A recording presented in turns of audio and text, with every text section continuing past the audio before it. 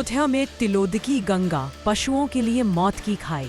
अयोध्या के मणि पर्वत पर स्थित प्राचीन तिलोदकी गंगा का पुनरुद्धार कार्य अधूरा होने से पशुओं के लिए मौत का गड्ढा बन गया है। हाल ही में एक गाय की इस गड्ढे में गिरकर दर्दनाक मौत हो गई, जिससे स्थानीय लोगों में आक्रोश है।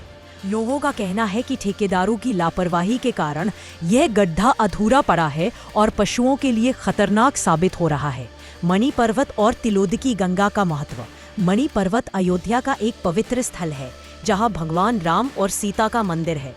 तिलोदकी गंगा एक प्राचीन नदी है जो ऋषि रमन की तपोभूमि से निकलती है और सरयू नदी में मिलती है।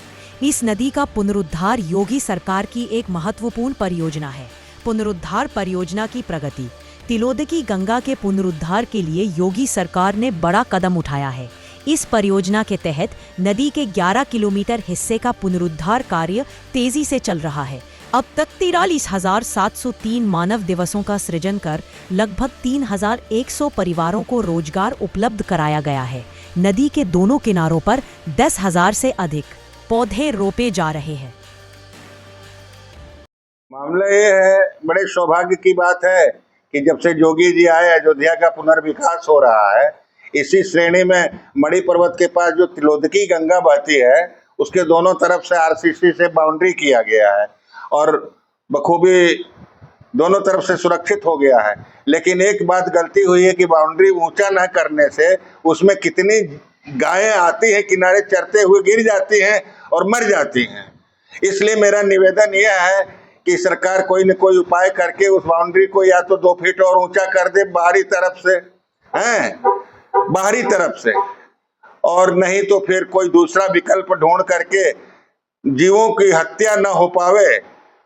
इस भाजपा की अच्छी सरकार में जीवों की हत्या नहीं होती थी, इससे हम लोग बड़े खुश थे। लेकिन ऐसी योजना बन गई है कि ये नहर में बहुत से जीव मर जा रहे हैं।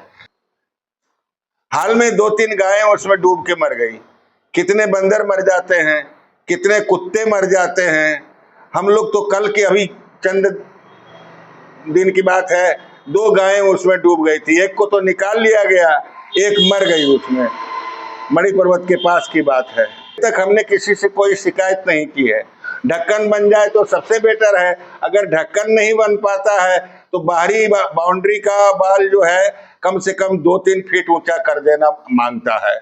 इससे सुरक्षित हो जाएगा। जीव जानवर जो किनारे चरेंगे उसमें गिर नहीं पाएंगे।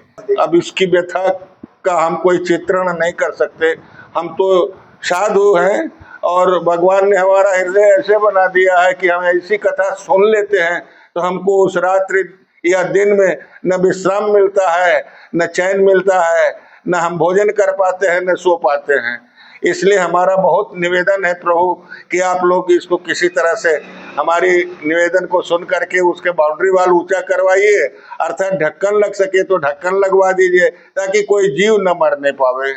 मेरा नाम पुरुषोत्तम दास। मैं छोटा सा स्थान बना करके यहीं मणि पर्वत के बगल में रहता हूँ।